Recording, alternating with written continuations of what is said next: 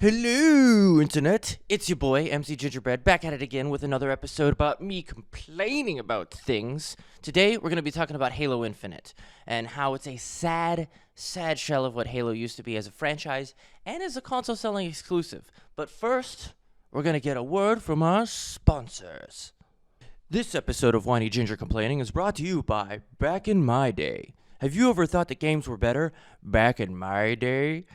So is everyone that used to play games in the early 90s. Now you too can sound like a boomer that's still too young to understand the intricacies of a charcuterie board or how to pay taxes properly. Ooh. Make sure to sound condescending when you use the phrase, and make the younger people feel less for having inherited these problems through no fault of their own. That'll teach them to be born into problems they have no say over. Yeah. Anyway, Halo is in a sad state as of late. Starting with its disastrous first trailer when the game was announced, fans responded so negatively that the game got memed so hard that 343 Industries decided to delay the game an entire year. An entire year! It was originally supposed to be a Series X release game. Think about how good it would have been back then. Ugh. But you'd think that they would fix the game and take the year to, fix the graphics and improve the gameplay. But no, that would make sense. Instead, they decided to drop a half-baked turd in everyone's lap. Once the game finally did launch, after being scheduled, yet again, to be a Series X game release, it was still not great. The campaign was pretty boring. The ending was absolutely the most anticlimactic cliffhanger ever. It was just mind-bogglingly stupid. There was no split screen, which is something that they specifically said they were going to put in because of how badly it was responded to when Halo 5 came out with no split screen. They were like, no, this one's going to have it. Just not right now. Later. The multiplayer was marred with issues, and it also had that XP issue where they weren't giving out enough experience.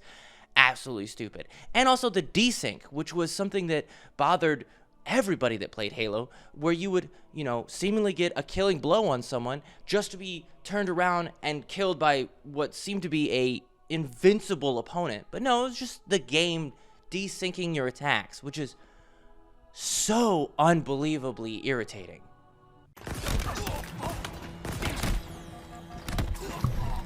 Oh my god, oh my god, oh my god, oh my god, oh my god, this game is so bad, man. So bad. There's nothing even going on the screen for the interaction to just break. It's Split screen was delayed almost a year after the initial launch, and my friends and I were steadily waiting for the release so we could play the campaign as we have done many times before. While we waited for more updates, Halo had to contend with the monetization issues and its poorly designed experience system that barely trickled that experience to even the most dedicated players. Season 1 was delayed a couple of months after launch, and unlike most seasons in games, where they normally last a couple of weeks, Halo Infinite's seasons were multiple months long.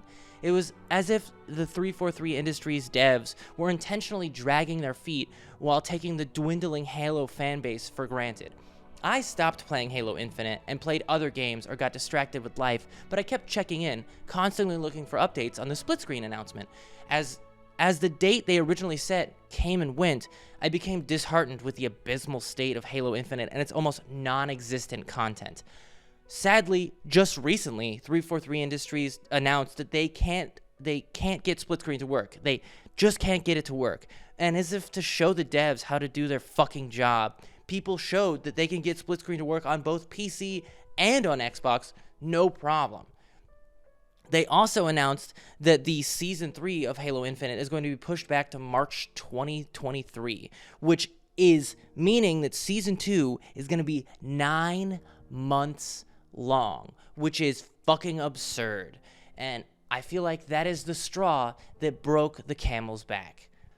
The player base dwindled as more people switched over to the Master Chief Collection, as there were less issues with the multiplayer, and also the campaign, the multiplayer, the Forge, and the theater mode were all alive and thriving. The multiplayer plays as it should, and there's split screen galore. I, for one, am extremely disappointed in how Halo Infinite and how the Halo franchise has been treated for these last few years, as I used to adore these games. They are literally where I created some of my lasting friendships that I still have today and that have lasted and aged far better than the Halo franchise has. All they needed to do was create a fun and interesting game. They didn't need to update the game or like add some crazy effects or anything like that. They just needed to make a working and fun game, and people would have eaten that up. But instead, they fumbled it so hard that people are leaving Infinite in droves. It's saddening and disheartening. And like, they had Halo 5 to look back at and realize like, oh, that was bad. We shouldn't do anything like that. And yet they still fell into the same pitfalls that they did before. I, for one, think that they need to stop making Halo. Like, 343 Industries needs to give Halo away to someone else that will treat that game with the respect and care that it deserves. But 343 has had multiple chances to fix their issues, and instead they are content with lighting the franchise on fire and selling us the ashes. Rest in peace, Halo. We knew thee well.